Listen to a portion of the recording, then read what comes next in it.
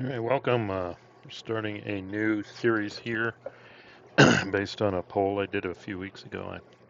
Actually, June 6th, because it was D-Day. I'm a little late in getting to this, but the question was going to do a D-Day, gave some choices for D-Day options here. You can look at the poll later, but the winner was SCS again, Standard Combat Series, and we're going to shift to Day of Days.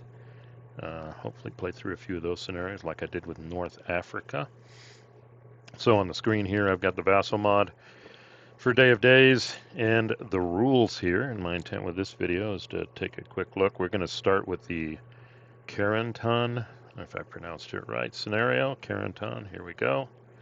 That's 101st, I think. If you've seen Band of Brothers, there was one episode on that, basically focused on their storming the town. But this battle looks like it starts a little before that here, because the whole goal is to come here. So what I want to do though with this video first is take a look at the rules for Day of Days. Here we go. With SCS, the standard rules, the series rules are relatively short.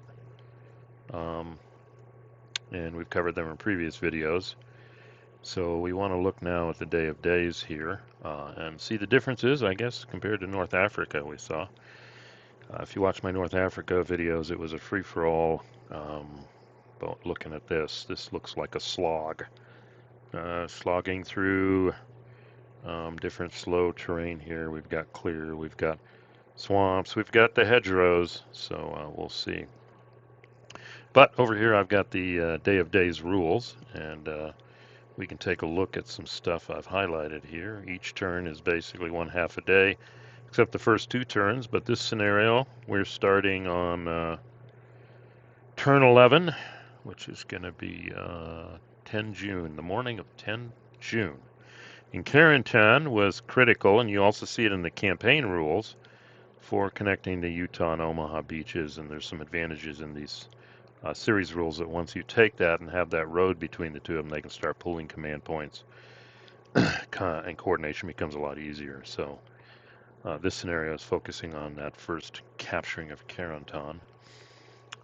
So let's look here. So that's a ground scale. Normally it's going to be half days. 700 meters. Most units are companies. Yep, we can tell by the single here. Looks like most of these pretty much are companies. The single vertical line above it.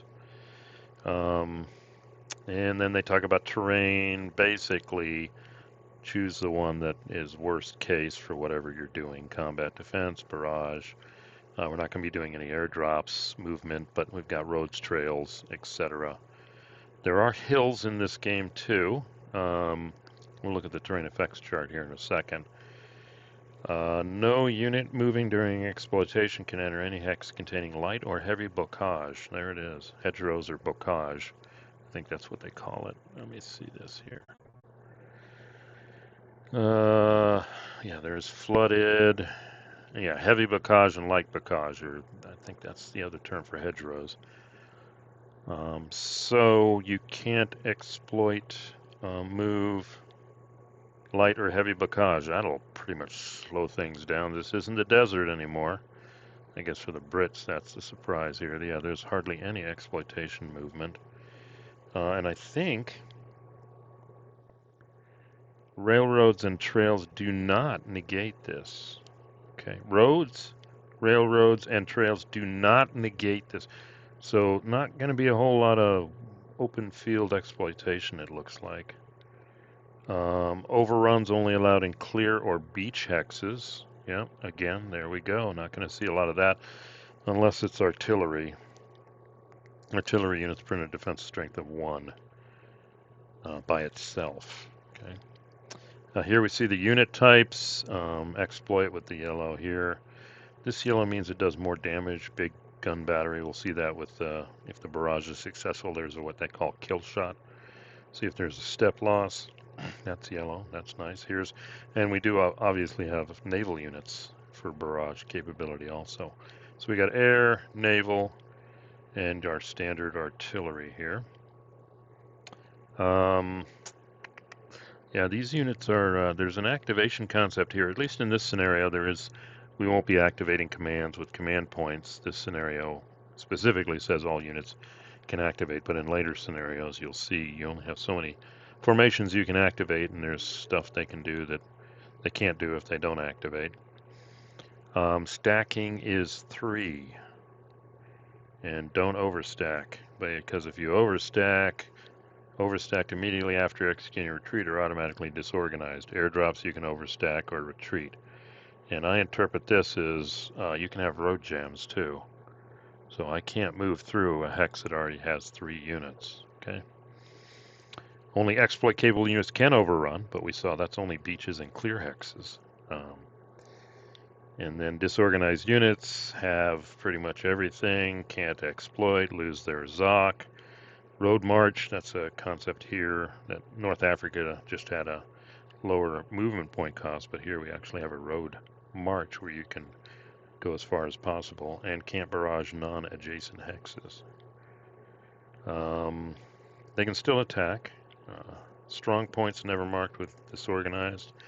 Those are along the beaches. I don't think we'll run into them in this scenario either.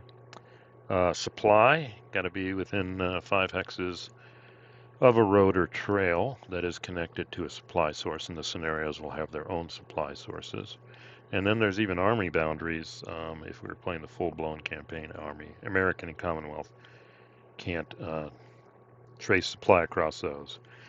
And if you're deemed out of supply during that phase, you can't attack, overrun, or barrage, have your defense and movement, can't exploit, lose their ZOC, can't road march, kind of like disorganized, and it's cumulative with disorganized, so you may be half again. But here's the other kicker. If you get to the out of supply phase and you're still out of supply, and you're surrounded by impassable terrain, enemy units, EZOCs, regardless of friendly units on a 1 or 2, you could surrender. Then they give you the general airborne units, allied airborne trace to their DZ marker. In general, other allied units go to the beach or a road hex adjacent to it. So that's the supply. Artillery, we get a barrage strength. To fire a barrage, we need an activated unit adjacent to the target to spot. Okay. And then we get this concept of support units versus assigned to a division unit. So you notice these tank units here don't have a band at the top. So they are what we call basically support units. So they can be used, and artillery that doesn't have a band, they can be used to support any formation, but a banded artillery unit needs a spotter from its own banded formation here. Again, some rules about strong points. Even though these units are unbanded and never activated. Okay, some exceptions here. Spotter doesn't have to be adjacent if they're on a hill, and then they've got a 6x range, and strong points, again, situated along the beach, can see 4 hexes. And here's our super duper artillery. Some artillery units are yellow coating inside their unit symbols, capable of generating more losses. Okay. We have the barrage rating rather than the attack rating, and this is interesting. A given target can be barraged by up to 3 friendly artillery, naval, or strong point units, and 2 airstrikes. So you could send a whole bunch of stuff in here. Barrage units, they don't combine, so they fire separately. So 3 artillery units, or throw in naval for the allies, and then 2 airstrikes. Once you've disorganized them, then you're only rolling to see if you can get the kill shots over here. So that's a reminder here, and you got to designate them before you roll. These 2 artillery units, and then you roll. So that forces you not to wait to see the result. Barrage can be modified by the terrain effect chart. Airdrop over, barrage, there we go, nice. Okay, so we got the effects here. Better in city, village, heavy bocage, and the woods. So if you want to hide from barrages, that's where you go. If they are disorganized, then we make a separate kill roll, kind of similar to North Africa. I think of 5 or 6 for them, except and an unmodified 1 is always disorganized, and an unmodified 6 is always a miss. Good to know. And if they're overstacked for some reason, subtract 1 from the barrage roll for each unit that is overstacked. Lots of stuff in there. And you saw in general you're going to overstack from airdrop or retreat. And then you make a kill roll. For each successful kill roll, must flip 2 steps first and then 1 step. And here are the kill rolls. A 6 for standard artillery. If you got an 88 or a strong point along the beach, it's a 5 or 6. And if you're yellow coated, oh my gosh, 4, 5, or 6. And if there's a single unit, you do a -1. So this is interesting. We'll get our first barrages and read through these. Let's see. And artillery with a yellow movement band can tag along and advance after combat. Wow. Airstrikes, you roll for each turn depending on the weather. Yep, there's how many air dice, and I think you have it. And then weather has other effects here. Airstrikes are yellow-coated artillery barrages that need no spotter, can hit anywhere on the map. Have a barrage rating of 4. Of course, American is limited to A and B, C and D maps. Okay, no more than 2 airstrikes against a single. Okay, coming up here to the kill roll. Yeah, it's yellow-coated. That's a 4, 5, or 6. So if I'm interpreting this right, they're pretty dangerous here. Bad weather turns 17 to 22. That's when the mulberry got beat up. Let's look at that. I think we're going to run into that because this game goes to turn 18. I think we'll look at that. Yeah, here's some German reinforcements, and here's some U.S. So we will potentially get bad weather on those 2 turns. Then we talk about the concept of road march. You got to be on a road or a trail, so that's pretty much anything. So it's not MPs so much, movement points. It's as long as you start on a road or trail, you're not disorganized, and you're not stacked.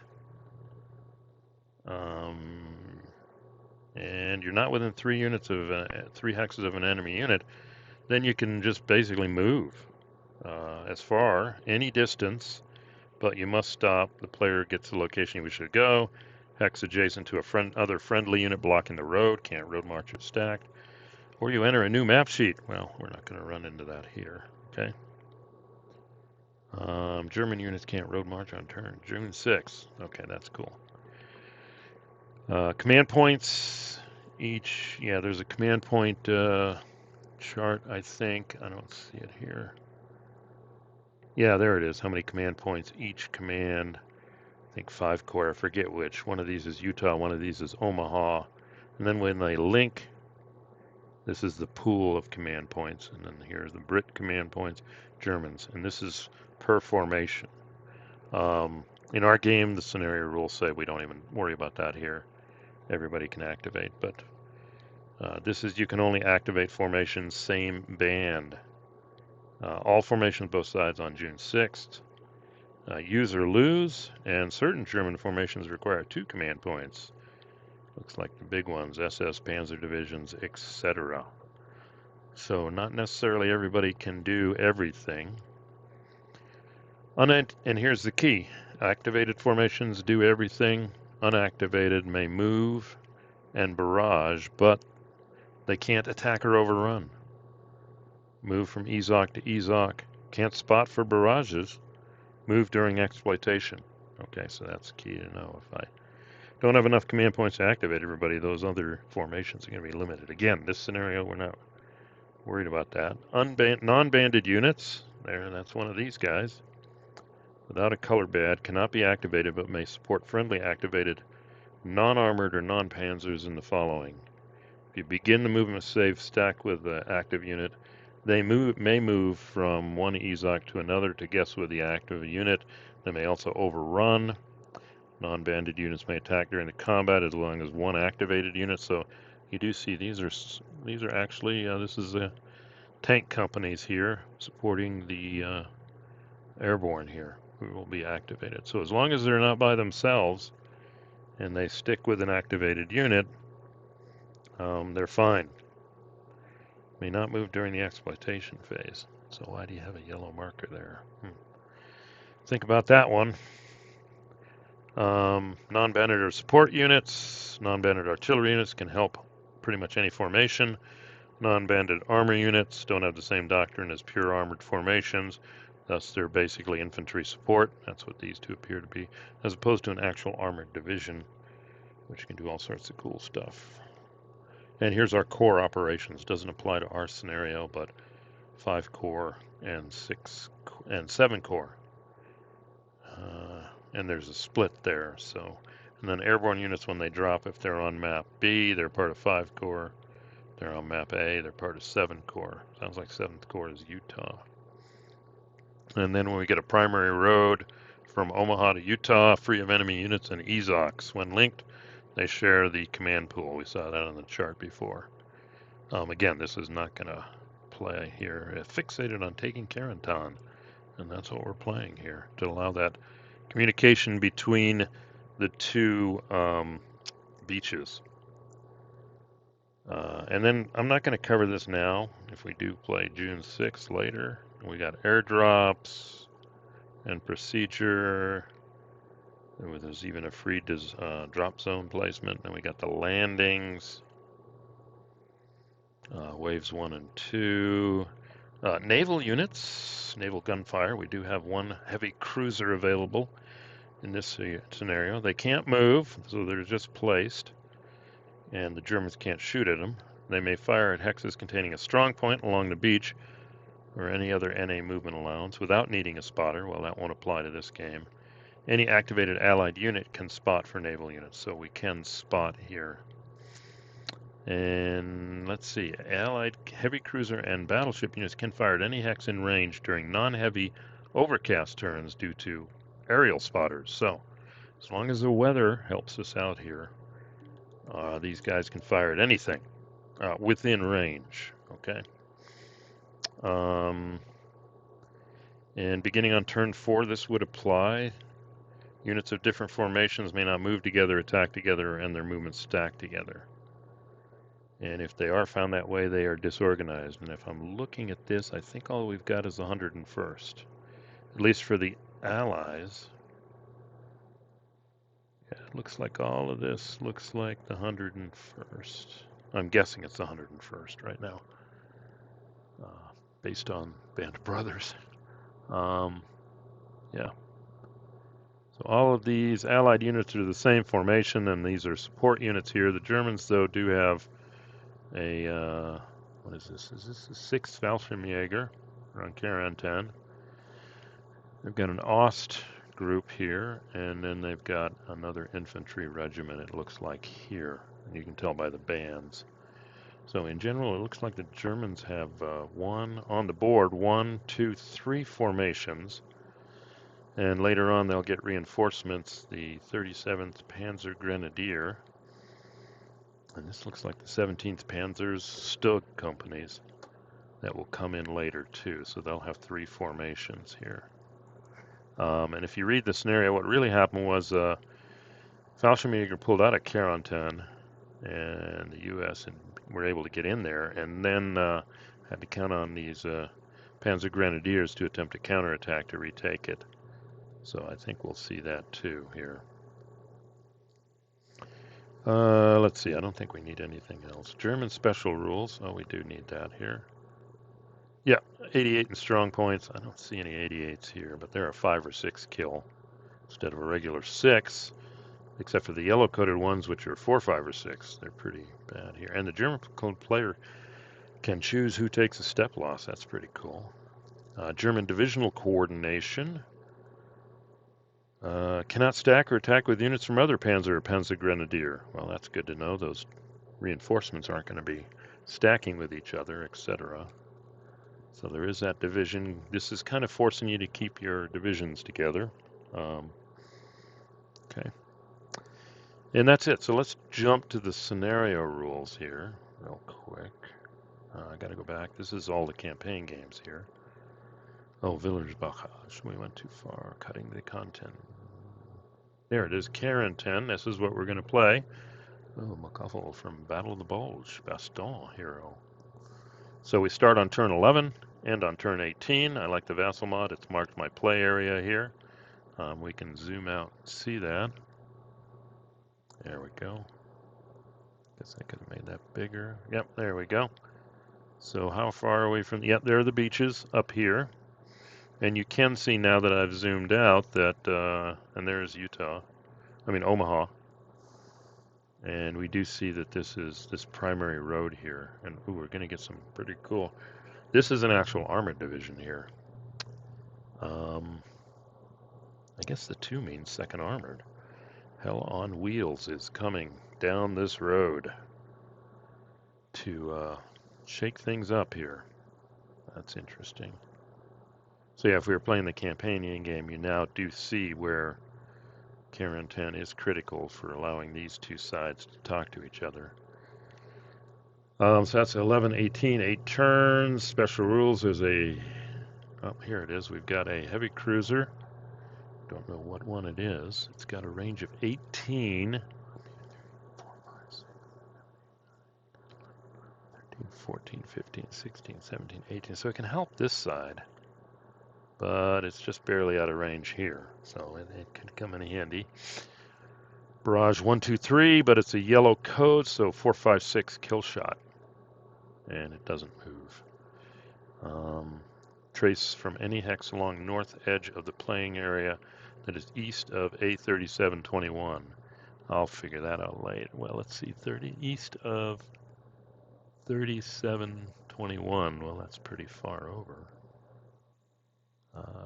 37 here, 21 east of. So this is where they're getting their supply from here, U.S. And then as per 1.8 entry hex, we'll look that up. The standard one. Airstrikes, roll 1d6 and have the result rounding up normally.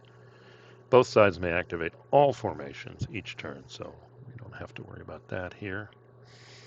We got reinforcements, turn 13, 17th SS, 37th, yada, yada, yada, 17G, etc. Okay, so turn 17, the second to last turn. The counterattack comes, and the Allies win if they control both hexes of Carentan.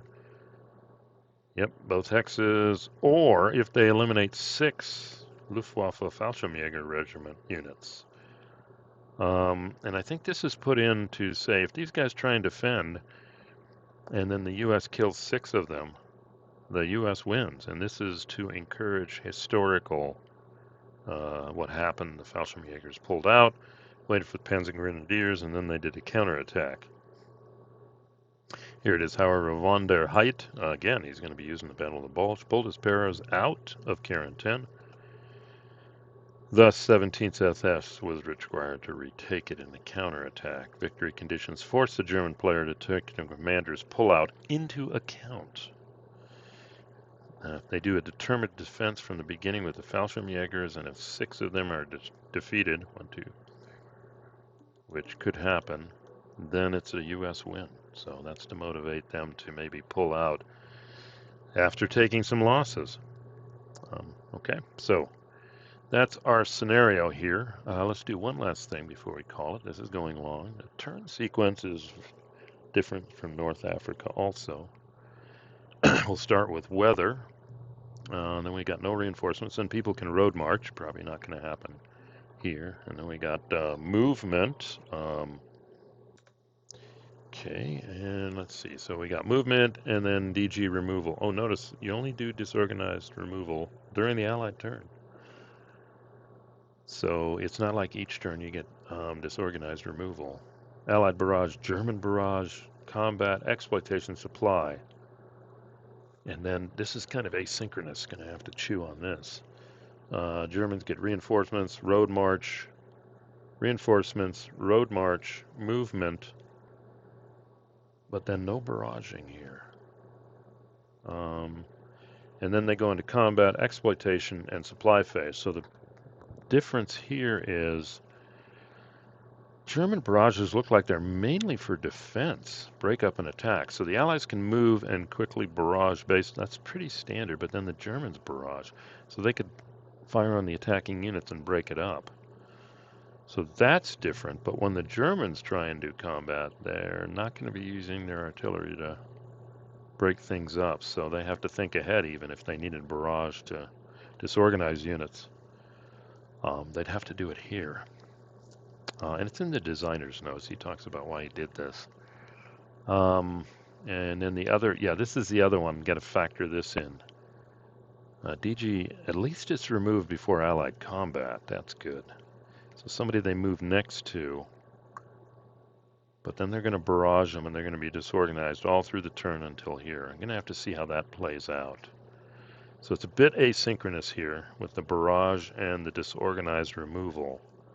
But we'll see how that plays out. So there we go. So like I said, we're going to start this now. We're doing Standard Combat Series Day of Days. We're going to do the Carentan Scenario.